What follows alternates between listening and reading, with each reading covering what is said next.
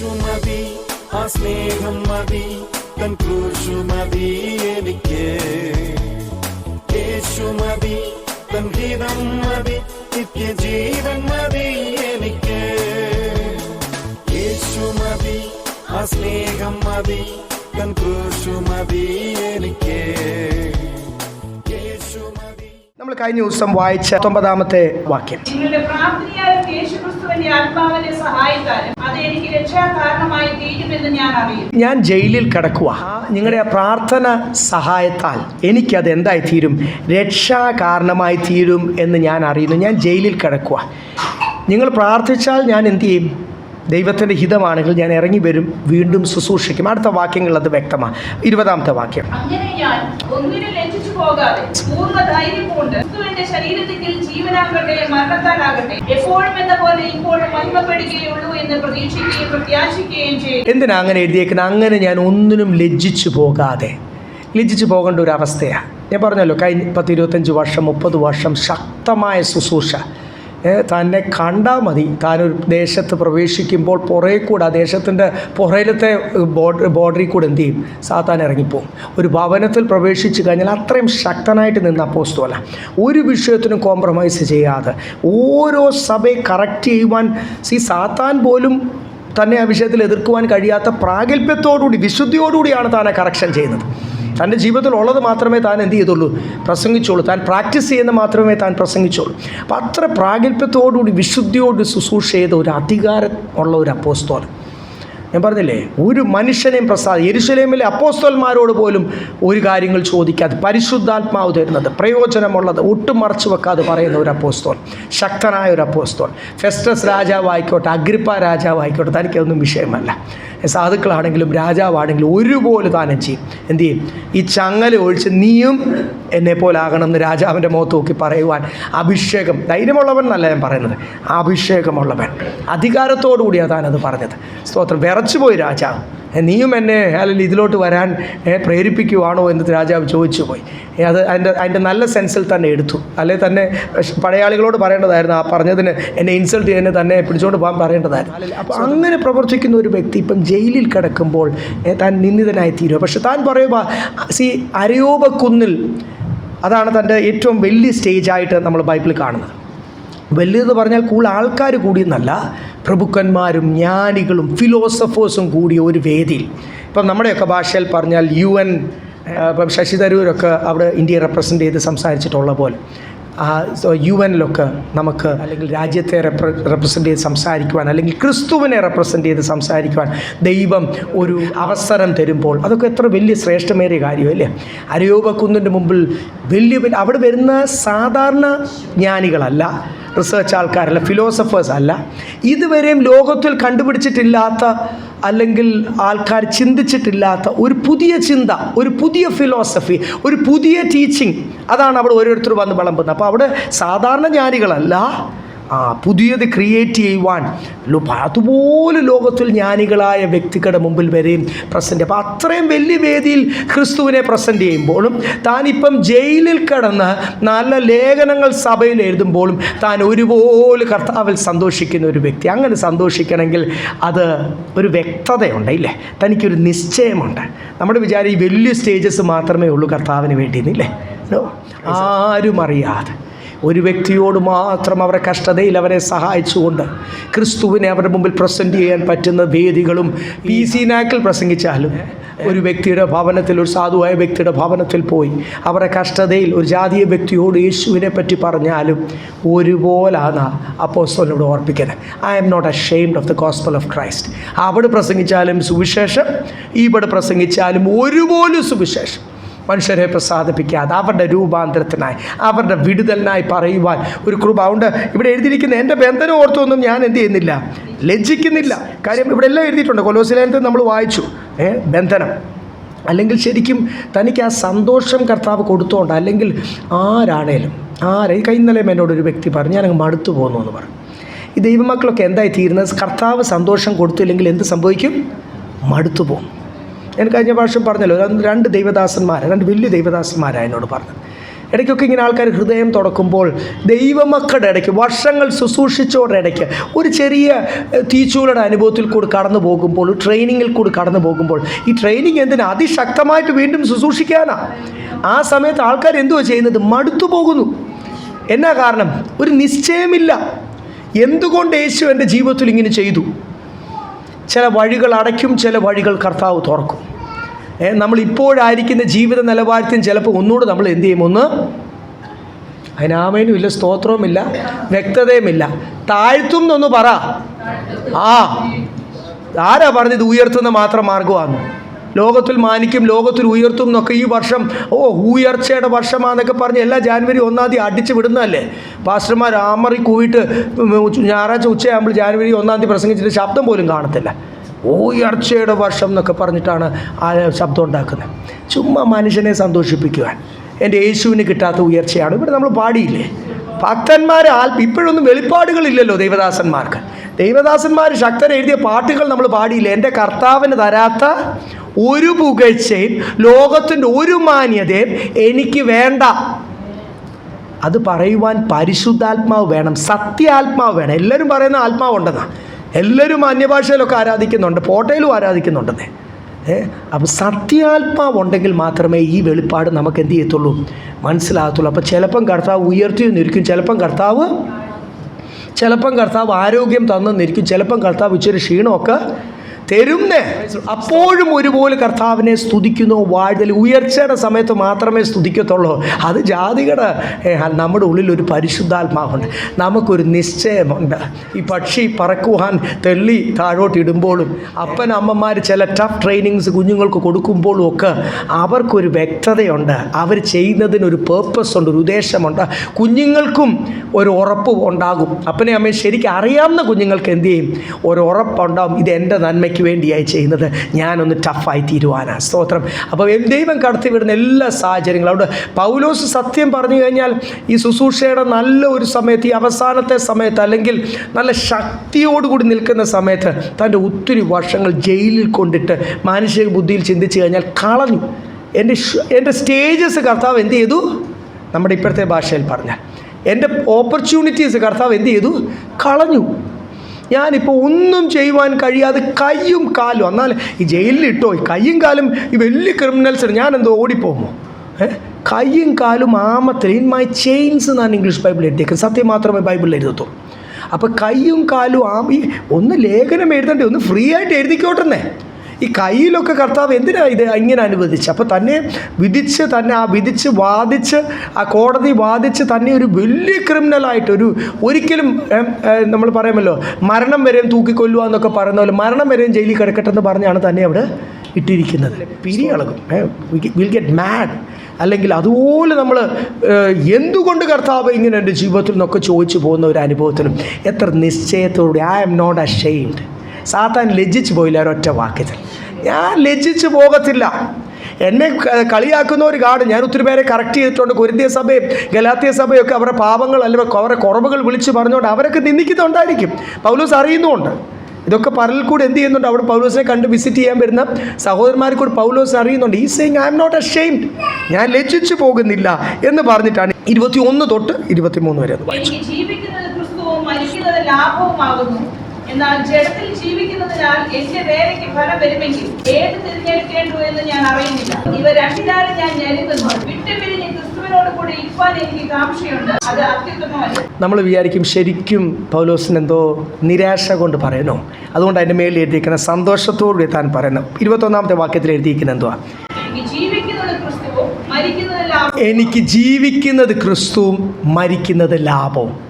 ആർക്ക് അത് പറയുവാൻ എത്ര പേർക്ക്, എത്ര ദൈവദാസന്മാരുടെ കുടുംബത്തിന്, എത്ര നല്ല ആത്മീയരായ ദൈവമക്കൾക്ക് പറ്റും?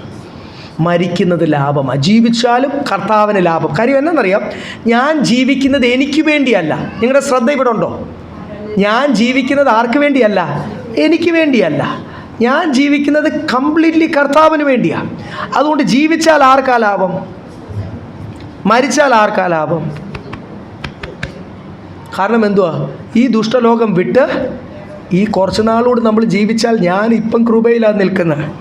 ഒരു 10 വർഷം കൂടി മുൻപോട്ട് പോയി വല്ലാതെ ഈ ദുരുപദേശത്തിൻ്റെ കാറ്റുകളും പലവിധ ഉപദേശത്തിൽ ഏതെങ്കിലും ഒന്ന് വല്ലതും അറിയാതെ എൻ്റെ മനസ്സിൽ മനുഷ്യനല്ലേ മനസ്സിൽ കയറിപ്പോയാൽ ഇന്ന് ശക്തമായ നിങ്ങളെ വിശുദ്ധീകരണത്തിന് ദൂത് പറയുന്ന ഞാൻ നാളെ പ്രോസ്പെരിറ്റിയോ ഭൗമികമോ നിങ്ങളെ സന്തോഷിപ്പിക്കാൻ കുറച്ച് സഭയിൽ ആൾ കൂടിക്കഴിഞ്ഞ് വല്ലതും പറഞ്ഞു പോയി കഴിഞ്ഞാൽ എൻ്റെ നിത്യത നഷ്ടപ്പെടും. അതുകൊണ്ട് അങ്ങനെ ഞാൻ ഔട്ടായി തീരുന്നതിന് മുമ്പേ എന്നെ കർത്താവ് എന്ത് ചെയ്യണം? അങ്ങ് അതെനിക്ക് ലാഭമാണ്. സത്യ ഉപദേശത്തിൽ നിന്ന് മാറിപ്പോകാൻ ഞാൻ മാറിപ്പോകല്ലേ എന്ന് ആഗ്രഹിക്കുന്ന മരണം വരെ. അതുകൊണ്ട് കൂട്ടം വലുതായില്ലേലും കുഴപ്പമൊന്നുമില്ല, ആരും പുകഴ്ത്തിയില്ലേലും ഒട്ടും കുഴപ്പമില്ല എന്നുള്ളൊരു ചിന്തയിൽ തന്നെ മുൻപോട്ട് പോകുന്നു. സ്തോത്രം. പക്ഷെ മനുഷ്യനല്ലേ, നമ്മളെക്കാളൊക്കെ ശക്തരായ ആൾക്കാർ വീണ് പോയിട്ടില്ലേ?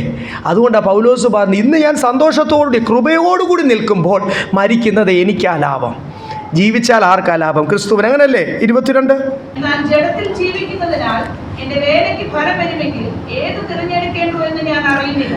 ഇത് എൻ്റെ ചോയ്സ് അല്ല, ആരുടെ ചോയ്സ് അല്ല.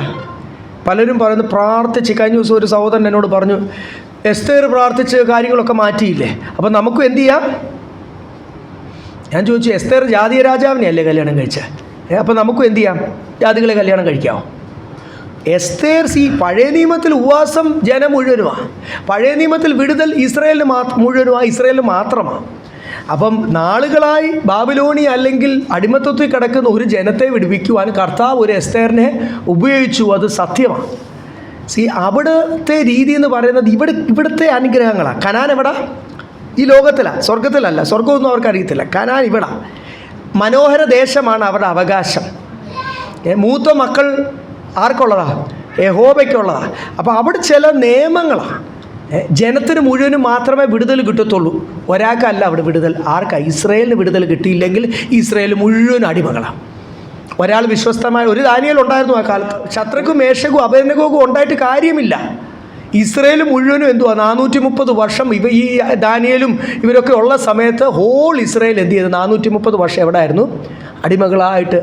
അവരുടെ ആരാധന ഇല്ലാതെ, ആരാധന സ്ഥലമില്ലാതെ, അവരുടെ മധ്യത്തിൽ ദൈവസാന്നിധ്യമില്ലാതെ. കുറച്ച് പേരുണ്ടായെന്ന് പറഞ്ഞിട്ട് കാര്യമില്ല. അവരുടെ മധ്യത്തിൽ എന്തില്ലാതായിപ്പോയി? അവിടെ ആരാധിക്കുന്ന ഇൻസ്ട്രുമെൻസൊക്കെ അവരെന്ത് ചെയ്തു? മരത്തെ തൂക്കിയിട്ടു. അവർ ആരാധന ഇല്ലാതായിപ്പോയി. അപ്പോൾ അവിടെ ഇസ്രായേലിന് മുഴുവനും ആ വിടുതൽ. അപ്പോൾ പഴയ നിയമത്തിൻ്റെ പ്രാർത്ഥനയുടെ വ്യവസ്ഥ വേറെ, അവർക്ക് പ്രാർത്ഥിക്കാൻ അവകാശമില്ല വിശ്വാസികൾക്ക്. പഴയ നിയമത്തിൽ ഉപവാസം എന്ന് പറഞ്ഞു കഴിഞ്ഞാൽ ഇങ്ങനെയുള്ള ഓരോ കാര്യത്തിനാണ്. സ്തോത്രം. അതാണോ പുതിയ നിയമത്തിൽ ആദ്യം കർത്താവ് പഠിപ്പിച്ചപ്പോൾ പുതിയ നിയമത്തിലെ ഉപവാസം എന്തുവാണ്? പഴയ നിയമത്തിൽ അവർ പ്രൊക്ലെയിം ചെയ്യും, പ്രൊക്ലെയിം ഫാസ്റ്റ്. ആബീബ് മാസം 14-ാം തീയതി തൊട്ട് എന്ന് പറഞ്ഞിട്ട് അങ്ങ് പ്രഖ്യാപിക്കുക. ഇസ്രായേൽ മുഴുവൻ ഇരുന്നോണ്ട് ഉപവാസം, റംസാൻ പോലെ. പക്ഷേ ഇവിടെ അങ്ങനെയാണ് ഉപവാസം. യേശു എന്തോ പഠിപ്പിച്ചത്? Do not proclaim your fast. അപ്പോൾ പ്രാർത്ഥനയ്ക്ക് പ്രമാണം വേറെയാണ്, ഉപവാസത്തിന് പ്രമാണം വേറെയാണ്. പഴയ നിയമത്തിലെ പ്രമാണവും പുതിയ നിയമത്തിലെ പ്രമാണവും തമ്മിൽ പോലും തിരിച്ചറിയാത്ത ദൈവദാസന്മാരും ദൈവമക്കളും ഒരു കാലഘട്ടത്തിലാണ് നമ്മളായിരിക്കുന്നത്. പഴയ നിയമം വേണ്ട എന്നല്ല ദൈവമക്കളെ പറയുന്നത്, തെറ്റിപ്പോകല്ലേ. അവിടെ നമ്മളോട് സംസാരിക്കുന്ന ഒത്തിരി പ്രവചന ഭാഗങ്ങളുണ്ട്, ജീവിപ്പിക്കുന്ന ഭാഗങ്ങളുണ്ട്. സ്തോത്രം. പക്ഷെ പഴയ നിയമം നിഴലായിട്ട് മനസ്സിലാകാനും പുതിയ നിയമം പൊരുളായിട്ട് മനസ്സിലാകാനും ഉള്ള അഭിഷേകം നമ്മുടെ ടീച്ചർ പരിശുദ്ധാത്മാവ് ഈ കാര്യങ്ങളൊക്കെ വ്യക്തമായി തരും. ഇത് ചേർന്ന് പഠിച്ചു കഴിഞ്ഞാൽ നമ്മുടെ ജീവൻ പ്രാപിക്കുവാനിടയിൽ തീരും. അതുകൊണ്ടാണ് ഇവിടെ എഴുതിയിരിക്കുന്നത്. സ്തോത്രം. 22-ാമത്തെ, ഞാൻ ജീവിച്ചിരുന്നാൽ നിങ്ങൾക്ക് പ്രയോജനം. The fruit of my labour. എൻ്റെ അധ്വാനത്തിൻ്റെ പ്രയോജനം ആർക്കാണ്? പല സഭകൾക്കും പല ജനങ്ങൾക്കും. അവരെ ക്ഷീണിച്ചു പോകുമ്പോൾ ഇടയ്ക്കിടയ്ക്ക് അവരെ ചെന്ന് എൻകറേജ് ചെയ്തുകൊണ്ടിരുന്ന ഒരു ശക്തനായ ദൈവദാസന. 23 വായിച്ച്.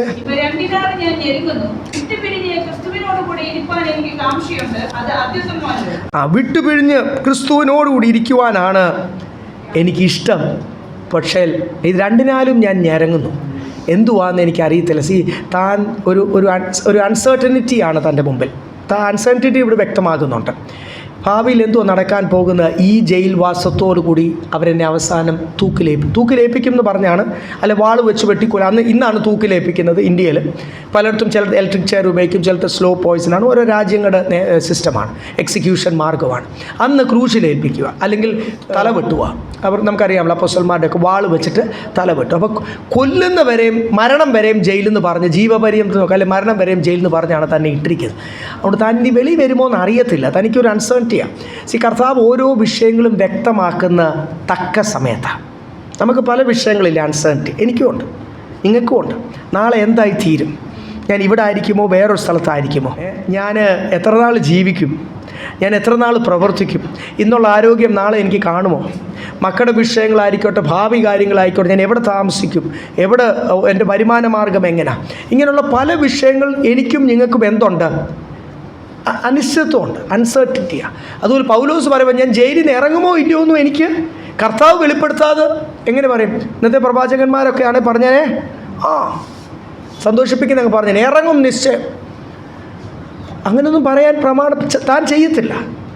കർത്താവ് സംസാരിച്ചാൽ മാത്രമേ താൻ അത് എന്ത് ചെയ്യത്തുള്ളൂ, വെളിപ്പാടായിട്ട് പറയത്തുള്ളൂ. അതുകൊണ്ട് ഇവിടെ എഴുതിയിരിക്കുക, സ്തോത്രം, 2 ഞാൻ ഇറങ്ങുന്നു, എന്തുവാന്ന് എനിക്ക് അറിയത്തില്ല. 24 വായിച്ചേ. ഞാൻ ജഡത്തിലിരിക്കുന്നത് നിങ്ങൾ നിമിത്തം ഏറെ ആവശ്യം, ഈ ഉറച്ചുകൊണ്ട് നിങ്ങളുടെ വിശ്വാസത്തിന്റെ അഭിവൃദ്ധിക്കും. ഞാൻ ജഡത്തിലിരിക്കുന്നത് ആർക്കാണ് ആവശ്യം? നിങ്ങൾക്കെല്ലാം ഏറെ ആവശ്യം. തിമോത്തിയോസിനോട് പറയുന്ന ഒരു ഭാഗം ഇതിൻ്റെ 22-ാം അധ്യായത്തിൽ തന്നെ ഉണ്ട്. 2:21 വായിച്ചേ. പൗലോസും ഇവിടെ പറയുന്നുണ്ട്, എൻ്റെ കാര്യമല്ല എനിക്ക് വിഷയം, കർത്താവിൻ്റെ കാര്യം എനിക്ക് വിഷയം. കർത്താവ് എന്നെ ജയിലിൽ നിന്ന് ഇറക്കി കഴിഞ്ഞാൽ ഞാൻ പിന്നെയും ആർക്ക് വേണ്ടി പ്രവർത്തിക്കും? കർത്താവിന് വേണ്ടി പ്രവർത്തിക്കും. എൻ്റെ കാര്യം എനിക്ക് വിഷയമേ അല്ല. കൂടുതൽ നാൾ ഈ ലോകത്തിൽ ജീവിക്കണമെന്നോ സുഖമായിട്ട് ജീവിക്കണമെന്നോ I don't care about it. Because ഇവിടെ കർത്താവിന് വേണ്ടി കൊടുത്ത വില, കർത്താവിന് വേണ്ടി ചെയ്ത ശുശ്രൂഷ, താൻ തൻ്റെ ആത്മീയ കണ്ണുകളാൽ എൻ്റെ തേജസ്സിൻ്റെ ഖനം സ്വർഗത്തിൽ വർദ്ധിക്കുന്നു. അങ്ങനെ ഒരു നിശ്ചയമുണ്ടോ ദൈവമക്കളെ? നമ്മുടെ തേജസ്സിൻ്റെ കണ്ണാൽ ആ കാര്യങ്ങൾ നമ്മൾ കാണുന്നുണ്ടോ? നമുക്കൊന്ന് നമ്മളെ തന്നെ ഒന്ന് ശോധന ചെയ്യാം. സ്തോത്രം. ഹല്ലേലൂയ. ചിലപ്പം സ്വർഗത്തിൽ ചെല്ലുമ്പോൾ അനേകർ അവിടെ ലജ്ജയ്ക്ക് കാരണമായി തീരും. നമ്മൾക്ക് തേജസ്സിൻ്റെ ഖനം എന്നൊക്കെ പറഞ്ഞിട്ട് അവിടെ ചെന്നിട്ട് 1 ഗ്രാം പോലും ഒരു പ്രതിഫലമില്ലാതെ, ഒരു വിലയേറിയ കല്ലില്ലാതെ, ഒരു സ്തോത്രം, ഒരു ഹോണറുമില്ലാതെ അനേകരവിടെ തലകുനിച്ച് ലജ്ജിതരായി തീരും എഴുതിയിരിക്കുന്നത്. അവരുടെ വലിയ ഞാനിവിടെ എന്തൊക്കെയോ കർത്താവിന് വേണ്ടി ചെയ്തു, മനുഷ്യരെ കാണിക്കാൻ ചെയ്തതാണെങ്കിൽ, നമ്മുടെ ഇഷ്ടത്തിന് ചെയ്ത പ്രവൃത്തികളാണെങ്കിൽ തീക്കൂട് കടത്തി വിടുമ്പോൾ ഇതെല്ലാം വെന്തു പോകുമെന്ന് കൊരിന്ത്യലേഖനത്തിൽ വ്യക്തമായിട്ട് എഴുതിയിട്ടുണ്ട്. പൗലോസിന് നല്ല നിശ്ചയമുണ്ട്. കർത്താവ് പറഞ്ഞതുപോലും മാത്രമേ ഞാൻ ചെയ്തിട്ടുള്ളൂ. സ്തോത്രം. അതുകൊണ്ടാണ് എൻ്റെ തേജസ്സിൻ്റെ കനം അവിടെ നമ്മളിപ്പം വായിച്ചില്ലേ, ഫിലിപ്പിയ ലേഖനം 2-ാം അധ്യായം 21-ാമത്തെ വാക്യത്തിൽ പറയുന്നു. തിമോത്തിയോസും എങ്ങനെയാണ്? എല്ലാവരും, ദൈവദാസന്മാരെല്ലാവരും അവരോട് സ്വന്തം കാര്യങ്ങൾ അന്വേഷിക്കുന്നത്. തിമോത്തിയോസ് അങ്ങനല്ല. തിമോത്തിയോസ് ആരുടെ കാര്യം അന്വേഷിക്കുന്നത്? യേശുവിൻ്റെ കാര്യം. ഇനി തിമോത്തിയോസ് പോട്ടെ, പൗലോസ് പോട്ടെ. പൗലോസിൻ്റെ കാര്യം മനസ്സിലായല്ലോ, ബൈബിളിൽ നിന്ന് വ്യക്തമല്ലേ?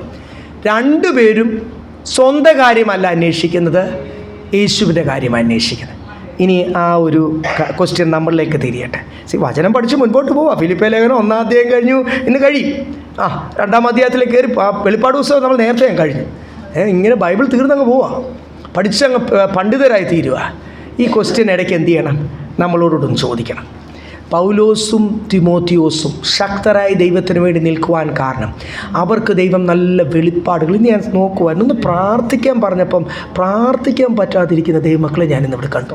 ദൈവം തരുന്ന ഓരോ ഓപ്പർച്യൂണിറ്റി അല്ലേ ദൈവസന്നിധിയിൽ ഒരു സാക്ഷിയായി തീരുവാനൊന്ന് ശക്തമായി പ്രാർത്ഥിക്കുവാൻ.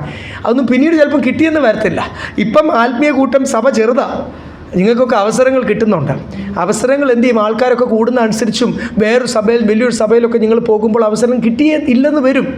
അതുകൊണ്ട് നിങ്ങൾ എന്ത് ചെയ്യണം? കിട്ടുന്ന അവസരങ്ങൾ കർത്താവിന് വേണ്ടി ശുശ്രൂഷയ്ക്കായിട്ട് ഉപയോഗിക്കാം. സോ അപ്പോൾ ഇവിടെ നമ്മൾ കണ്ടു, പൗലോസും തിമോത്തിയോസും സ്വന്തം കാര്യമല്ല അന്വേഷിക്കുന്നത്, അവർ യേശുവിൻ്റെ കാര്യമാണ് അന്വേഷിക്കുന്നത്. നമ്മളോ? അവരിലുള്ള ആത്മാവല്ലേ നമ്മളിലും വസിക്കുന്നത്? യേശുവിൻ്റെ ആത്മാവ്. അവരിൽ വസിക്കുന്ന ഏത് ആത്മാവാ? യേശുവിൻ്റെ ആത്മാവ്. ആ ആത്മാവ് എന്നിൽ വസിക്കുന്നെങ്കിൽ ഞാൻ നിങ്ങളോട് ചോദിക്കുന്നില്ല, നിങ്ങൾ തന്നെ നിങ്ങളോട് ചോദിച്ചോ. അല്ല ഇനി പാസ്റ്റർ നിങ്ങളോട് ചോദിച്ച് വിഷമിപ്പിച്ചു എന്നൊന്നും പറയണ്ട, ഞാൻ എന്നോട് തന്നെ ഈ ക്വസ്റ്റ്യൻ ചോദിക്കാൻ പോകാം. നമ്മളിന്ന് ദൈവസന്നിധിയിൽ വീട്ടിലിരുന്നിട്ട് ആരാധന കഴിഞ്ഞ് വീട്ടിൽ പോകുമ്പോൾ നമുക്ക് നമ്മളോട് തന്നെ ഒന്ന് ചോദിക്കാം, ഞാൻ എൻ്റെ കാര്യമാണോ അന്വേഷിക്കുന്നത്, ഞാൻ കർത്താവിൻ്റെ കാര്യമാണോ അന്വേഷിക്കുന്നത്? നമ്മൾ കർത്താവിൻ്റെ ക്രൂശിനെ പറ്റി പറഞ്ഞു. കർത്താവിൻ്റെ സ്വർഗീയ മഹിമകൾ വെടിഞ്ഞാണ് കർത്താവ് വന്നത്. അതേ ഭാവം, കർത്താവിൻ്റെ സുഖമോ സന്തോഷമോ, കർത്താവിൻ്റെ അധികാരം, നിത്യപിതാവ്, ആ വലിയ സർവശക്തനായ ദൈവം എന്നാണ് യേശുവിനെ പറ്റി പറയുന്നത്. യെശയ്യാ പ്രവാചകൻ വെളിപ്പാട് വ്യക്തമാണ്. ആ സർവശക്തനായ അവിടെ കർത്താവ് പറഞ്ഞാൽ അനുസരണം മാത്രമേ ഉള്ളൂ. കർത്താവ് കൽപ്പിച്ചാൽ ഒരു വാക്കുകൊണ്ട് ഈ ലോകവും അതിലുള്ളത് എല്ലാത്തിനെയും ഉളവാക്കിയ ദൈവം. മനുഷ്യനെ മാത്രമേ കൈകൊണ്ട് മെനഞ്ഞുള്ളൂ. ബാക്കിയെല്ലാം എന്ത് ചെയ്തു? എൻ്റെ ദൈവം പറഞ്ഞു, അതങ്ങനെയായി. ആ സർവശക്തനായ ദൈവമാണ് ഇവിടെ വന്ന് തുപ്പുമേറ്റ് നിന്നയും സഹിച്ച് ആ കർത്താവിന് വേണ്ടി നമുക്കൊരല്പം നിന്ന സഹിക്കുക. ഞാനും നിങ്ങളുടെ കൂടെ ഉണ്ടെന്ന് പറഞ്ഞാൽ അവർ വിഷ് ചെയ്താൽ നമ്മൾ രണ്ടങ്ങോട്ട് വിഷ് ചെയ്യും. അതിൻ്റെ കാരണം എന്നാ? ഞാനും നിങ്ങളുടെ കൂടെ ഉണ്ട്. I M with you all. ഞാൻ അങ്ങനെ വേർപാടൊന്നും പാലിക്കുന്നതല്ല, എന്നെ ആരും കളിയാക്കുമൊന്നും വേണ്ട, ഞാനും നിങ്ങളുടെ കൂടെ ഉണ്ട്. അതൊന്ന് വേർപാട് പോലും പാലിക്കുവാൻ കഴിയാതെ ഞാൻ എൻ്റെ കാര്യമാണോ അന്വേഷിക്കുന്നത്, കർത്താവിൻ്റെ കാര്യമാണോ അന്വേഷിക്കുന്നത്? താഴോട്ട് അതിൻ്റെ 25 തൊട്ട് വായിച്ചോ. ഇങ്ങനെ ഉറച്ചുകൊണ്ട് നിങ്ങളുടെ വിശ്വാസത്തിന്റെ അഭിവൃദ്ധിക്കും സന്തോഷത്തിനുമായി തന്നെ ഞാൻ ജീവനോട് ഇരിക്കും എന്നും നിങ്ങളോട് എല്ലാവരോടും കൂടെ ഇരിക്കുമെന്നും അറിയുന്നു. നിങ്ങളുടെ ഇംഗ്ലീഷ് എഴുതിയേക്കുന്ന നിങ്ങളുടെ വിശ്വാസത്തിൻ്റെയും സന്തോഷത്തിൻ്റെയും അഭിവൃദ്ധിക്കായിട്ടാണ് ഞാൻ പ്രാർത്ഥിക്കുന്നതും ആഗ്രഹിക്കുന്നതും. ഐ എം കോൺഫിഡൻ്റ് എന്ന് എഴുതിയിരിക്കുന്നത് English Bible. For the progress and joy of faith എന്ന് എഴുതിയിരിക്കുന്നത്. ഈ വിശ്വാസത്തിനും സന്തോഷത്തിലും നിങ്ങളുടെ ജീവിതത്തിൽ എന്ത് വരണം? ഒരു പ്രോഗ്രസ് വരണം. ഈ പ്രോഗ്രസ് റിപ്പോർട്ട് കാർഡ് എന്തിനാണ്? കഴിഞ്ഞ ടേമിനേക്കാൾ അടുത്ത ടേമിൽ മാർക്ക് നല്ലതായിട്ട് ടീച്ചേഴ്സ് ട്രെയിൻ ചെയ്തൊരു പ്രോഗ്രസ് ഉണ്ടോ എന്ന്. പ്രോഗ്രസ് എന്ന് പറഞ്ഞാൽ എന്തോ? മുൻപോട്ടൊരു വളർച്ച. അപ്പം ദൈവമക്കൾക്ക് രക്ഷിക്കപ്പെട്ട സമയത്ത് നല്ല സന്തോഷമാണ്. പിന്നീട് കുറച്ച് നാളങ്ങോട്ട് കഴിഞ്ഞ് എന്തുവാ സംഭവിക്കുന്നത്? സന്തോഷമുള്ളതെല്ലാം അങ്ങ് കെട്ടുപോകുക. ഇവിടെ വചനം പറയുന്നത് നിങ്ങളുടെ വിശ്വാസത്തിൻ്റെയും ആ സന്തോഷത്തിൻ്റെയും അഭിവൃദ്ധി, അതാണ് പൗലോസ് ഈ വചനങ്ങൾ പറഞ്ഞ് തന്നെ ബലപ്പെടുത്തുന്നത്. ദൈവമക്കളെ, ഇത് ഒന്നിച്ചു വളരുന്ന കാര്യമായില്ലേ? ഒന്നിച്ചു വളരുന്ന കാര്യം. നമ്മുടെ ജീവിതത്തിൽ വിശ്വാസം വളർന്നാൽ സന്തോഷം വളരും. ദൈവമക്കൾ മടുത്തു പോകുന്നതിൻ്റെ കാരണം എന്നാ? കർത്താവിലുള്ള വിശ്വാസവും പ്രത്യാശയും കുറഞ്ഞു പോകുന്ന. ഞാൻ ഒന്നുകൂടെ വ്യക്തമാക്കട്ടെ, നിങ്ങളുടെ എല്ലാം ശ്രദ്ധ ഇവിടെ ഉണ്ടോ? ഞാനൊന്നുകൂടെ വ്യക്തമാക്കട്ടെ. നിങ്ങളുടെ ജീവിതത്തിൽ വിശ്വാസം വർദ്ധിച്ചാൽ സന്തോഷത്തിന് അഭിവൃദ്ധി ഉണ്ടാവും. അല്ലാതെ പണം വർദ്ധിച്ചാൽ അല്ല സന്തോഷത്തിന് അഭിവൃദ്ധി ഉണ്ടാകും. നിങ്ങളുടെ ജീവിതത്തിൽ വിശ്വാസവും പ്രത്യാശയും വർദ്ധിച്ചാൽ സന്തോഷത്തിന് അഭിവൃദ്ധി ഉണ്ടാകും. അനേക ദൈവമക്കളുടെയും ദൈവദാസന്മാരുടെയും ജീവിതത്തിൽ സന്തോഷത്തിന്, അപ്പോഴാണ് ഈ വചനമൊക്കെ പറയുമ്പോൾ കോട്ടുവായും വിട്ടുകൊണ്ടിരിക്കും, വചനം പറയുമ്പോൾ കിടന്ന് ഉറങ്ങും, ബൈബിളൊന്നും വായിക്കാൻ താല്പര്യമില്ല, മീറ്റിങ്ങിന് പോകാൻ ഒട്ടും താല്പര്യമില്ല, കർത്താവിന് വേണ്ടി മറ്റുള്ളവരോട് സുവിശേഷം പറയുവാനോ എനിക്ക് വേണ്ടി എന്നെ അനുഗ്രഹിക്കണമെന്ന് പ്രാർത്ഥിക്കും എന്നല്ലാതെ മറ്റുള്ളവരുടെ രക്ഷയ്ക്കായിട്ട് സമാധാനത്തിനായിട്ട് നമ്മൾ ഈ ദിവസങ്ങൾ കാണുന്ന അനേക ജാതികളുമായിട്ട് ഇടപെടുന്നുണ്ട്, പരിചയപ്പെടുന്നുണ്ട്. ഹിന്ദുക്കളായിക്കോട്ടെ, മുസ്ലിങ്ങളായിക്കോട്ടെ, സമുദായക്കാരായിക്കോട്ടെ, അവരുടെ രക്ഷയ്ക്കായിട്ട് എത്ര പേര് പ്രാർത്ഥിക്കുന്നുണ്ട്, പ്രവർത്തിക്കുന്നുണ്ട്. വീടിൻ്റെ അകത്ത് ഫാനും കൂട്ടിയിട്ടാൽ AC ഇട്ട് പ്രാർത്ഥിക്കാൻ എളുപ്പമായിരിക്കും. എത്ര പേര് സംസാരിക്കുന്നുണ്ട്, പ്രവർത്തിക്കുന്നുണ്ട്. നിങ്ങളുടെ ഈ നാവ് എന്തിനാ ദൈവമക്കളെ? കർത്താവിന് വേണ്ടി സംസാരിക്കുവാനല്ലേ, ഉയർത്തുവാനല്ലേ? നമുക്ക് ഈ ദിവസങ്ങൾ തീരുമാനമെടുക്കാം. കാലം വളരെ മുൻപോട്ട് പോകുന്നു ദൈവമക്കളെ. ആഗ്രഹമുള്ള കാര്യങ്ങളൊക്കെ നമ്മൾ ജീവിതത്തിൽ നടത്തിച്ചെടുക്കുന്നുണ്ട് അല്ലേ? അപ്പോൾ ഇതൊരു ആഗ്രഹമാകട്ടെ. അപ്പോസ്തലൻ നമ്മളെ എൻകറേജ് ചെയ്യുക. താൻ ജയിലിലിരുന്നാണെങ്കിലും താൻ എൻകറേജ് ചെയ്യുക. ആ എൻകറേജ്മെൻറ്റ് ഇന്നും. അപ്പോൾ താൻ അതുകൊണ്ടാണ് പറഞ്ഞത്, ഐ എം നോട്ട് അഷെയിംഡ്. ഞാൻ ജയിലിൽ എന്നെ കർത്താവ് കൊണ്ടിട്ടു, എൻ്റെ ഒരു കുറ്റവുമല്ല, സുവിശേഷ നിമിത്തമാണ്. വർഷങ്ങൾ ഇവിടെ കിടക്കുക. I am not ashamed. ഞാൻ മടുത്തു പോകുന്നില്ല.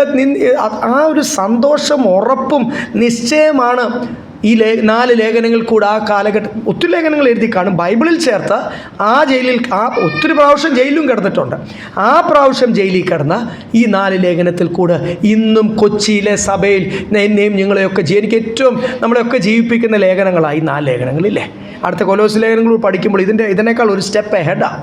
ലോകത്തിലേതല്ല, ഉയർത്തിലേത് അന്വേഷിപ്പിക്കുവാൻ പറഞ്ഞ് നമ്മളെ എൻകറേജ് ചെയ്യുന്ന ഒരു ലേഖനം. അതുകൊണ്ടാണ് സ്തോത്രം. എത്ര എൻകറേജ്മെൻറ്റ്. 27 വായിച്ചാട്ട്. നിങ്ങളെ വന്നു കണ്ടിട്ടോ, ദൂരത്തിൽ നിന്ന് നിങ്ങളുടെ അവസ്ഥ കേട്ടിട്ടോ, നിങ്ങൾ ഏകാത്മാവിൽ നിലനിന്ന് എതിരാളികളാൽ ഒന്നിനും കുലുങ്ങിപ്പോകാതെ ഏക മനസ്സോടെ സുവിശേഷത്തിന്റെ വിശ്വാസത്തിനായി പോരാട്ടം കഴിക്കേണ്ടതിന്. ഇതെല്ലാം പറഞ്ഞ് അവരെ ബലപ്പെടുത്തിയിട്ട് അങ്ങനെ നിങ്ങൾ സുവിശേഷത്തിന് യോഗ്യമാമണ്ണമായി തീരണം. എല്ലാത്തിനും നമ്മൾ യോഗ്യരായിത്തീരണം. സാത്താനോട് പോരാടാൻ യോഗ്യരായിത്തീരണം. സുവിശേഷം പറയണമെങ്കിൽ ജീവിതത്തിൽ അത് വേണം.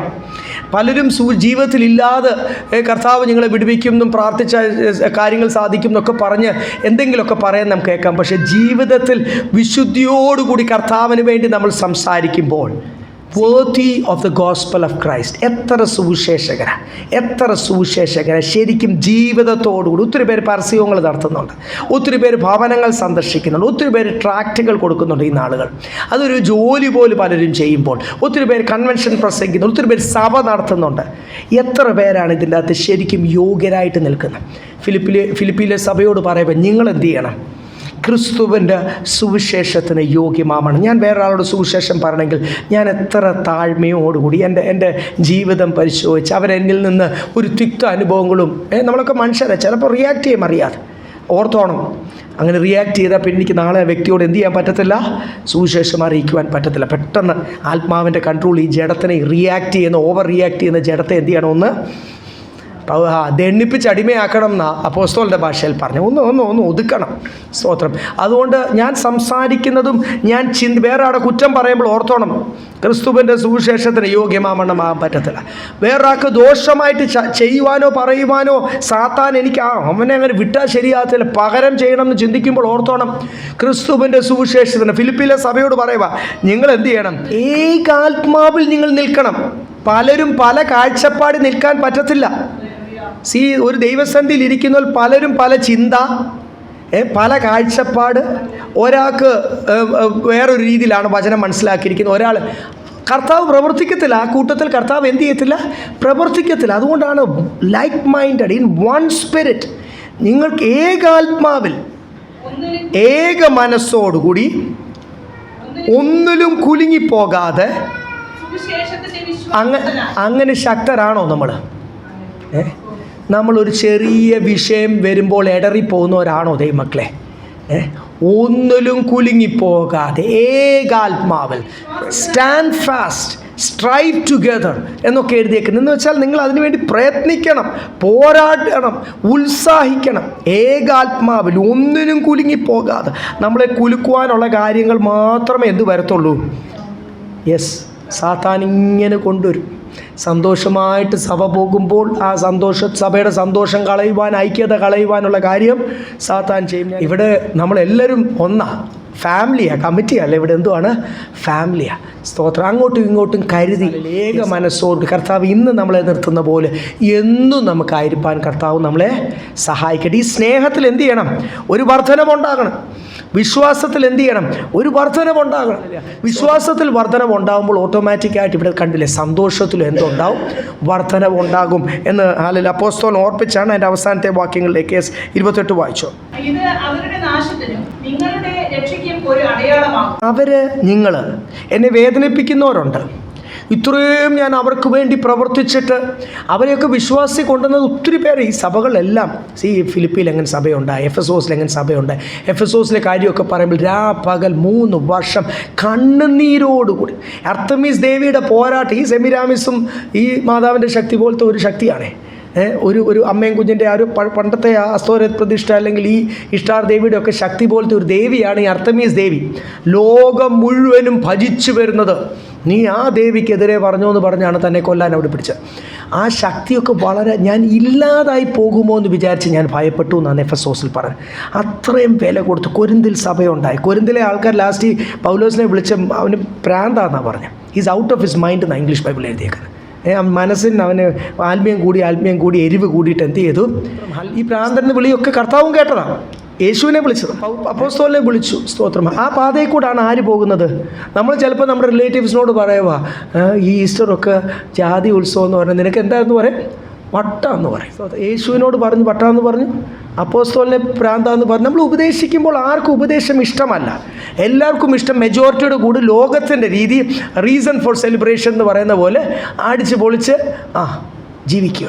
അപ്പോൾ ഇവിടെ നമ്മൾ കണ്ടു, അവരുടെ നാശത്തിനും നിങ്ങളുടെ രക്ഷയ്ക്കും ഒരടയാളമായി തീരും. ദൈവമക്കളെ, കർത്താവിൻ്റെ ആ പ്രവൃത്തി മനസ്സിലാകുവാൻ കഴിയാതെ, ഒരു ദേശത്തെ ദൈവവേലയോട് ചേർന്ന് നിൽക്കുവാൻ കഴിയാതെ, അപ്പോസ്തലനെ വേദനിപ്പിക്കുകയും നിന്ദിക്കുകയും ഒക്കെ ചെയ്ത, അല്ലെങ്കിൽ അവിടെ എന്തുവാ സംഭവിക്കുന്നത്? അപ്പോസ്തലൻ ക്ഷീണിച്ച് പോയി കഴിഞ്ഞാൽ താൻ അനേകരെ എൻകറേജ് ചെയ്യുന്ന ലേഖനങ്ങൾ എഴുതിക്കൊണ്ടിരിക്കുക ജയിലിൽ കിടന്നിട്ട്. ആ സമയത്ത് ഒരു വലിയ ദൈവപ്രവൃത്തി വരിക, ദൈവ തേജസ്. പഴയ നിയമകാലത്ത് ഞാൻ ഇങ്ങനെ അതിനെ കാണുന്നത്, പഴയ നിയമകാലത്ത് അതിപരിശുദ്ധ സ്ഥലത്തിൽ ഇറങ്ങി വന്ന തേജസ്സാണ് ഈ ഇരുട്ടിൻ്റെ അറയിൽ. ജയിലന്ന് അങ്ങനെ, ഇന്നത്തെ പോലെ നല്ല ജയിലൊന്നും അല്ല. നിങ്ങൾ പഴയ മോണ്ടി ക്രിസ്റ്റോന്നോ എന്തെങ്കിലുമൊക്കെ ഇതുപോലെ ഡങ്കൻ എന്നാണ് പറയുന്നത്, പാറയും കൊണ്ടുണ്ടാക്കിയ ഇരുട്ടറയ്ക്കകത്ത് ഇടും. ഒരു ശ്വാസത്തിന് മാത്രം ഒരു ഹോള് കാണും. അങ്ങനെ ചങ്ങലയിലിടും, മരിക്കുന്നത് വരെ അവിടെ ചങ്ങലയിലിടും. പഴയ ഒത്തിരി കഥകളുണ്ട്, ബുക്കാണ് ഈ മോണ്ടി ക്രിസ്റ്റോ, അത് മൂവിയൊക്കെ ആയിട്ടുണ്ട്. അപ്പോൾ അങ്ങനെയൊക്കെ ജയിലിൽ കിടക്കുന്ന അന്നത്തെ കാലത്ത് അല്ലെ പഴയ കാലത്ത് ജയിലിൽ കിടക്കുന്ന ഒരു അനുഭവം എന്തുവാ എന്ന് മനസ്സിലാവും. അപ്പം അങ്ങനെ കിടക്കുന്ന ആ വ്യക്തി അവിടെ വളരെ കഷ്ടപ്പെട്ട് ദൈവത്തിൽ നിന്ന് പ്രാപിച്ച് അനേകർക്ക്, അല്ലെ പത്മോസിൽ കിടന്ന് യോഹന്നാൻ ലേഖനം എഴുതുന്ന പോലെ ഒരു അനുഭവത്തിൽ, പ്രതികൂലത്തിൻ്റെ അനുഭവത്തിൽ, മടുത്തു പോകാവുന്ന അനുഭവത്തിൽ, ഒരു വ്യക്തി പോലും ഒന്ന് എൻകറേജ് ചെയ്യാനില്ലാത്ത അനുഭവത്തിൽ താൻ ദൈവത്തിൽ നിന്ന് പ്രാപിച്ചാണ് താൻ ശുശ്രൂഷ ചെയ്യുമ്പോൾ അവിടും കിടന്നു. അവസാനം നമ്മൾ കണ്ടില്ലേ, നിങ്ങളെ കൈസറിൻ്റെ ഭവനക്കാരെല്ലാം നിങ്ങളെ വന്ദനം ചെയ്യുന്നു. ജയിലിൽ എൻ്റെ കൂടെ കൂട്ടാളിയായിരുന്ന സഹോദരൻ്റെ പേരൊക്കെ പറഞ്ഞു അനേകരെ രക്ഷയിലേക്ക് കൊണ്ടുവരിക. ആ പ്രവൃത്തി ചെയ്യുന്ന ആൾക്കാരെ, ആ ദൈവദാസനെ അല്ലെങ്കിൽ ആ ദൈവപ്രവൃത്തിയെ, ദൈവദാസനെ എന്ന് മാത്രമല്ല ഒരു നല്ല ദൈവപ്രവൃത്തി കർത്താവ് ആഗ്രഹിച്ച് പ്ലാൻ ചെയ്ത് നടത്തുമ്പോൾ അതിന് വിരോധമായി, അതിനെതിര് പറഞ്ഞ് അതിന് തടങ്ങലുണ്ടാക്കുന്ന ആ വ്യക്തി, ആ ദൈവമക്കൾക്ക് എന്ത് ഉണ്ടാവും? അവർക്ക് ശിക്ഷയ്ക്ക് കാരണമായിട്ടും അവർക്ക് നാശമാണ് വരാൻ പോകുന്നതെന്ന് പരിശുദ്ധാത്മാവ് പറഞ്ഞു. ദൈവപ്രവൃത്തിക്കെതിരെ നിൽക്കുന്നവർക്ക് നാശമുണ്ടാകും. സ്തോത്രം. അതുകൊണ്ട് വളരെ ദൈവഭയത്തോടു കൂടി വേണം ഞാൻ ഓരോ കാര്യങ്ങൾ ചെയ്യുന്ന. കർത്താവ് ഏതെങ്കിലും രീതിയിൽ ദൈവത്തിൻ്റെ ഒരു പദ്ധതിക്കെതിരായി പോകല്ലേ. നിങ്ങൾക്ക് ഇപ്പോഴും എനിക്ക് എൻകറേജ്മെൻ്റ് ആയി തീരുന്ന നിങ്ങൾക്ക്, ഇടയ്ക്കിടയ്ക്ക് താൻ പറയുന്നില്ല, എനിക്ക് എൻകറേജ്മെൻ്റ് ആയി തീരുന്ന നിങ്ങൾക്ക്. 29 വായിച്ചോ.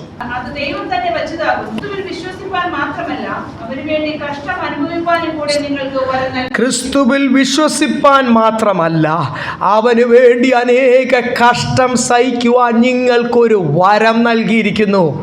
ദൈവദാസന്മാർ വരങ്ങളെപ്പറ്റി പഠിപ്പിക്കുമ്പോൾ എന്തു പഠിപ്പിക്കണം? ഈ ഒരു വരം കൂടി പഠിപ്പിക്കണം. രോഗശാന്തിയുടെ വരം, പ്രവചന വരം, ഇങ്ങനെ ഓരോ കൂട്ടായ്മയുടെ ഫെലോഷിപ്പിൻ്റെ വരം, കൊടുക്കുന്ന വരം ഒക്കെ മറ്റൊരു ഹെൽപ്പ് ചെയ്യുന്ന വരം ഒക്കെ പഠിപ്പിക്കുമ്പോൾ എന്തു പഠിപ്പിക്കണം? ദിസ് ഈസ് എ ഗിഫ്റ്റ് എഴുതിയിരിക്കുന്നത്. രക്ഷിക്കപ്പെടുവാൻ മാത്രമല്ല, സ്നാനപ്പെടുവാൻ മാത്രമല്ല, രക്ഷയുടെ സന്തോഷം അനുഭവിക്കുമ്പോൾ തന്നെ. സോ ഇവിടെ എന്തു എഴുതിയിരിക്കുന്നത്? ക്രിസ്തുവിന് വേണ്ടി കഷ്ടം സഹിക്കുവാൻ ദൈവം അനുവദിച്ച അനേക നിന്ദകൾ. നമ്മൾ വേർപാടിന് വേണ്ടി നിൽക്കുമ്പോൾ നമ്മുടെ റിലേറ്റീവ്സ് നമ്മളെ കളിയാക്കും, ദൈവമക്കളെ നമ്മൾ നിന്ദിക്കും. സ്തോത്രം. ഇതിനൊക്കെ 100 ഇരട്ടി പ്രതിഫലമുണ്ട് കേട്ടോ. അവരോട് വെറുപ്പൊന്നും തോന്നണ്ട. അവർ നിന്ദിക്കുന്ന സമയത്ത് ഹാലിലെ സന്തോഷത്തോടുകൂടി വീണ്ടും ഈ ക്രിസ്തുവിൻ്റെ ഭാവമല്ലേ നമ്മൾ വരേണ്ടത്. ക്രിസ്തുവിൻ്റെ ഭാവം നമ്മൾ വരുവാൻ ഇടയായി തീരട്ടെ. ഇവിടെ എഴുതിയിരിക്കുന്നത് രക്ഷിക്കപ്പെടുവാൻ മാത്രമല്ല അവന് വേണ്ടി. യോഹന്നാൻ സുവിശേഷത്തിൽ ഓർക്കുന്നില്ലേ? ഹാലല്യ. കർത്താവ് പറഞ്ഞു ലോകത്തിൽ ഒത്തിരി കഷ്ടങ്ങൾ കർത്താവിന് വേണ്ടി സഹിക്കേണ്ട. അപ്പോസ്തല പ്രവൃത്തിയിൽ എഴുതിയിരിക്കുന്നത് ആത്മീയരായിട്ട് ജീവിക്കുവാൻ താല്പര്യമുള്ളവരെല്ലാം will have to go through many tribulations. ഒത്തിരി കഷ്ടങ്ങൾ കൂടെ കടന്നു പോകണം. തെസ്സലോനിക്ക ലേഖനത്തിലും ഹാലല്യ തീത്തോസിന്റെ ലേഖനത്തിലും ഒക്കെ എഴുതിയിരിക്കുന്നത് കഷ്ടം സഹിക്കുവാൻ ഒരു വരം നൽകിയിരിക്കുന്നുണ്ടെന്നാണ് അവിടും എഴുതിയിരിക്കുന്നത്. ആ തെസ്സലോനിക്ക ലേഖനത്തിൽ എഴുതിയിരിക്കുന്നതാണ് ഇവിടെ വീണ്ടും എടുത്ത് എഴുതിയിരിക്കുന്നത്. പരിശുദ്ധാത്മാവിന് ഒന്നേ സംസാരിക്കാനോ, ഒരു സഭയോട് വേറൊന്നും സംസാരിച്ച് വേറെ സഭയോട് വേറൊന്നും സംസാരിക്കത്തില്ല. രക്ഷിക്കപ്പെടുവാൻ മാത്രമല്ല, ക്രിസ്തുവിൻ്റെ ശരീരത്തിലൊരു അവയവമാകുവാൻ മാത്രമല്ല, ഈ യേശു ക്രിസ്തുവിന് വേണ്ടി അനേക കഷ്ടങ്ങൾ സഹിക്കുവാൻ God has given you a gift. ആ വരം ലഭിച്ചവർക്കായിട്ട് കർത്താവിനെ സ്തുതിക്കാം. Praise the lord. ഹല്ലേലൂയ. നമ്മൾ ഈ സഹിക്കുന്ന നിന്ദയും ഈ കഷ്ടതയും ഈ കൊടുക്കുന്ന വിലയും എല്ലാം ആർക്ക് വേണ്ടിയാണ് ദൈവമക്കളെ? ഇതൊരു വരമാണെങ്കിൽ ഇതൊരു ശുശ്രൂഷയാണ്. പെറുപെറുപ്പ് കൂടാതെ ഇപ്പോഴും ഹാലലി ഒറ്റയ്ക്ക് വിശ്വാസത്തിൽ വന്നിരിക്കുന്നവരുണ്ട്. അനേകര് ഒത്തിരി വില കൊടുത്താണ് ദൈവമക്കളെ, ഒത്തിരി വില കൊടുത്താണ് ദൈവസന്ധിയിലായിരിക്കും. അവസാനത്തെ വാക്കോട് വായിച്ചു നിർത്താം.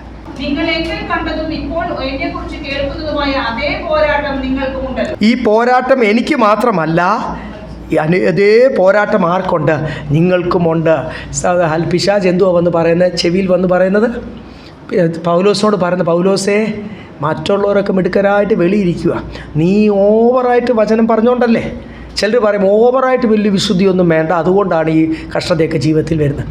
ഈ പിശാച് അങ്ങനെയുള്ളവരോട് പറഞ്ഞ പോലെ തന്നെ പൗലോസിൻ്റെ ചെവി വന്നു പറഞ്ഞു, നീ ഒറ്റയ്ക്ക, ഒത്തിരി പേര് കൂടെ ഉണ്ടായിരുന്നു, അവരൊക്കെ വെളിയിൽ കുടുംബത്തോട് സന്തോഷമായിട്ടിരിക്കുക, നിനക്ക് കുടുംബവും ഇല്ല, നീ ഇവിടെ ഒറ്റയ്ക്ക് കിടക്കുക. ആർക്ക് വേണ്ടി?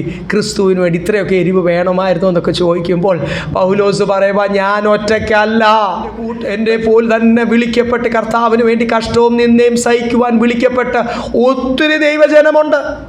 സ്വത്രം. അതുകൊണ്ട് പൗലോസ് സഭയെ ഓർപ്പിക്കുക, ഞാൻ ഒറ്റയ്ക്കല്ല, എന്നെപ്പോൾ തന്നെ നിങ്ങളും എന്ത് ചെയ്യുക? അനേക കഷ്ടങ്ങൾ കൂടി കടന്നു പോകുക. അതെത്ര വലിയൊരു ആശ്വാസമായില്ലേ? ഈ കഷ്ടതയിൽ കർത്താവിന് വേണ്ടി നിന്ന് സഹിക്കുന്നതിൽ ഞാൻ ഒറ്റയ്ക്കല്ല. ബാലിന് മുട്ടുമടക്കാത്ത, ഇതുപോലുള്ള ഉത്സവങ്ങൾക്ക് ചേരാത്ത, വിശുദ്ധിയും വേർപാടോടുകൂടി നിൽക്കുവാൻ ആഗ്രഹിക്കുന്ന ഒത്തിരി ദൈവമക്കൾ മലയാളികളുടെ ഇടയ്ക്ക് മാത്രമല്ല ദൈവമക്കളെ. ആരാ പറഞ്ഞ യൂറോപ്യൻ നാട്ടിലും സ്റ്റേറ്റ്സിലും ഒന്നും ഇല്ലെന്ന്? അവിടെയൊക്കെ ഉണ്ട്, പട്ടണത്തിൽ കാണത്തില്ലെന്നേ ഉള്ളൂ. കൺട്രി സൈഡിലോട്ട് ചെന്നാൽ ചിലപ്പം കാണില്ല. ഈ മനുഷ്യൻ ഞങ്ങളെ റീചാർജ് ചെയ്തു. ഞങ്ങൾ പിറ്റേ ദിവസവും ഞങ്ങൾ പറഞ്ഞു വൈകിട്ട് നമുക്ക് ഇതുപോലെ ഒന്നിച്ചു കൂടാം. അവർ പ്രവർത്തനം കഴിഞ്ഞ് വരും, ഞങ്ങളും പ്രവർത്തനം കഴിഞ്ഞ് വരും. സ്കൂൾ ക്യാമ്പസാണ്, അവരെന്തോ ഹോട്ടലിലാണ് താമസിക്കും, ഞങ്ങൾ ആ സ്കൂൾ ക്യാമ്പസിലാണ് താമസിക്കും. 2 ദിവസം അവിടെ ഉള്ളത്. ആ 2ാം ദിവസവും ഞങ്ങൾ വൈകിട്ട് ഇരുന്ന് അവിടെ റോഡിൽ ആ ഗ്രൗണ്ടിൻ്റെ ഇടയ്ക്ക് സ്കൂളിൽ ഇരുന്ന് ഞങ്ങളെല്ലാം കൂടെ ആത്മാവിൽ ആരാധിച്ചത്. പുള്ളി അഭിഷേകം പ്രാപിച്ച സായിപ്പ അല്ല, അതിന് ഭാഷയ്ക്ക് വ്യത്യാസമില്ലല്ലോ. ഞങ്ങളെല്ലാം ഒന്നുപോലെ അന്യഭാഷയിൽ അവിടെ നിന്ന് ആരാധിച്ചു സന്തോഷം. എല്ലാ ദേശത്തിലും ഉണ്ട് ദൈവമക്കളെ ശക്തരായിട്ട് നിൽക്കുന്നത്. ആ പുള്ളി പറഞ്ഞ വചനങ്ങൾ ഞങ്ങളും അവരും ഷെയർ ചെയ്ത വചനങ്ങൾ. ആദ്യത്തെ ദിവസം ഇവിടെ മലയാളി ദൈവദാസന്മാർ പറയാത്ത പോലെ, പുള്ളി ഒരു പാസ്റ്റർ അല്ല, ഒരു ജോലിയോടുകൂടി കർത്താവിൻ്റെ വേല ചെയ്യുന്ന ഒരു സുവിശേഷകൻ. ആ സുവിശേഷകൻ ഇത്രയും ശക്തനാണെങ്കിൽ ആ പുള്ളിയുടെ പാസ്റ്റർ എത്ര ശക്തനായിരിക്കും? ഞാൻ ചിന്തിച്ചു പോയി. ആ ആത്മീയ കൂട്ടം എത്ര ശക്തിയോടുകൂടി നിൽക്കുന്നു. ഒരു കൺട്രി സൈഡ്. സ്തോത്രം, ഹല്ലേലൂയ. അപ്പോൾ എല്ലാ ദേശത്തും ഉണ്ട് ദൈവം വിളിച്ചിരിക്കുന്നത്. അതുകൊണ്ട് ഇവിടെ അപ്പോസ്തലൻ അത് പറഞ്ഞാൽ നിർത്തുന്നത്, ഞാൻ മാത്രമല്ല ഈ കഷ്ടതയിൽ നിന്നേക്കൂടെ പോകുന്നത്, ഇതുപോലെ ലൈക്ക് മൈൻഡഡായ ഒരേ വിളിയാൽ വിളിച്ചിരിക്കുന്നത് കർത്താവിന് വേണ്ടി നിന്നയും കഷ്ടതയും. അതാണ് നമ്മുടെ ആശ്വാസം. അതുകൊണ്ട് യാക്കോബിൻ്റെ ലേഖനത്തിലും 1 യോഹന്നാനിലും ഒക്കെ പറഞ്ഞ പോലെ ലോകത്തിൻ്റെ സ്നേഹിതനാകുവാൻ ശ്രമിക്കല്ലേ. Do not be a friend of this world. നമ്മളെല്ലാ കൂട്ടത്തിനും കൂടും, ഉത്സവത്തിനും കൂടുന്ന എന്തിനാണെന്നറിയാം? To be a friend of this world. ലോകത്തിൻ്റെ സ്നേഹിതനാകുവാൻ ഇച്ഛിച്ചാൽ, അതിനുവേണ്ടി ശ്രമിച്ചാൽ പിതാവിൻ്റെ സ്നേഹം നിങ്ങളിലില്ല. നിങ്ങൾ കർത്താവിൻ്റെ ശത്രുവായി തീരും എഴുതിയിരിക്കുന്നത്. അതുകൊണ്ട് വേർപാട് പാലിക്കേണ്ടടുത്ത് വേർപാട് പാലിക്കുവാൻ ഇത് പരിശുദ്ധാത്മാവാ തീരുമാനിക്കണം. നമ്മുടെ കോളിംഗ് അനുസരിച്ചാണ്. നമ്മുടെ വിളി എത്ര ശ്രേഷ്ഠമാണ് ദൈവമക്കളെ. നമ്മളൊക്കെ വെറും സാധാരണ മനുഷ്യരല്ലേ. നമ്മളെ വിളിച്ചിരിക്കുന്നത് യേശുവിൻ്റെ മണവാട്ടിയായി തീരുവാനാണ്. ആ വിളി എത്ര ശ്രേഷ്ഠമാണ്. ഒത്തിരി ഒരുങ്ങേണ്ടതായിട്ടുണ്ട്. മനുഷ്യരായതുകൊണ്ട് എൻ്റെ ജീവിതത്തിലും നിങ്ങളുടെ ജീവിതത്തിലും ഒക്കെ കുറവുകൾ വന്നേക്കാം. ശുദ്ധീകരണം പ്രാപിച്ച് നമ്മൾ ഒരിക്കലും പ്രതീക്ഷിക്കാതിരിക്കുന്ന സമയത്ത് കാഹളമൂതുമ്പോൾ ഒരു ചാൻസേ ഉള്ളൂ, കണ്ണ് നിമിക്കുന്നതിൻ്റെ ഇടയ്ക്ക് പോകും. പോകേണ്ടവർ ചുരുക്കം, ചെറിയൊരു ശേഷിപ്പ് മാത്രം പോകും. നമ്മുടെ കുടുംബത്തിൽ നിന്ന് എല്ലാവരും പോകുമോ എന്നറിയത്തില്ല. നമ്മുടെ സഭയിൽ നിന്ന് എല്ലാവരും പോകുമോ എന്നറിയത്തില്ല. അതുകൊണ്ട് പൗലോസും തിമോത്തിയോസും നമ്മൾ ഇന്ന് ഒന്നുകൂടെ എൻകറേജ് ചെയ്യുന്ന പോലെ അനേകർ അവരുടെ സ്വന്തം കാര്യങ്ങൾ അന്വേഷിക്കുമ്പോൾ നമുക്ക് ആദ്യ കാര്യം അന്വേഷിക്കാം. ഒന്ന് തീരുമാനമെടുത്ത ദൈവം പരിശുദ്ധാത്മാ പ്രേരിപ്പിക്കുന്നവർ മാത്രം. അനേകർ സ്വന്തം കാര്യം അന്വേഷിക്കുമ്പോൾ ഞാൻ ക്രിസ്തുവിൻ്റെ കാര്യം അന്വേഷിക്കും. പരിശുദ്ധാത്മാവിൽ നിന്ന് ബലമേറ്റെടുക്കാം. ദൈവം നിങ്ങളെ സഹായിക്കട്ടെ.